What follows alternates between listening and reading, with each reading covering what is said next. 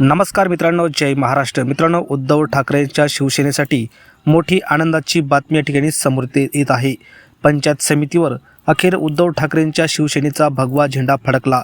त्यामुळे मातोश्रीवर झाला एकच आनंद, तमाम शिवसैनिकांना झालाय मोठा आनंद.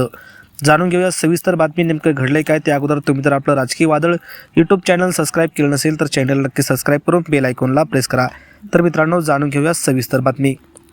मित्रांनो, खेड तालुक्यातील पंचायत समितीवर अखेर आमदार बाबाजी काळे यांच्या नेतृत्वाखाली शिवसेना उद्धव बाळासाहेब ठाकरे पक्षाची सत्ता स्थापन झाली आहे.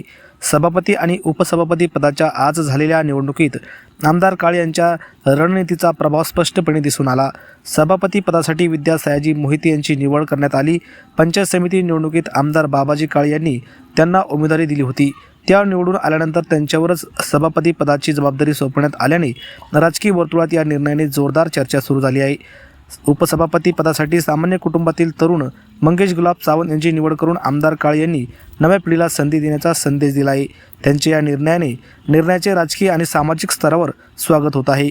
खेड पंचायत समितीच्या सत्तेसाठी यापूर्वी मोठा सत्ता संघर्ष गाजला होता. त्यामुळे कोणतीही राजकीय उलथापालथ होऊ नये यासाठी आमदार बाबाजी काळे यांनी खबरदारीचा उपाय म्हणून पंचायत समितीचे निवडून आलेले सर्व 9 सदस्य काही दिवसासाठी राजकीय सहलीवर अज्ञातस्थळी पाठवले होते. या निवडणुकीवर राज्यातील राजकीय वर्तुळाचे विशेष लक्ष लागले होते. शिवसेना उद्धव बाळासाहेब ठाकरे पक्षप्रमुख उद्धव ठाकरे यांनीही या प्रक्रियेवर विशेष लक्ष ठेवले होते.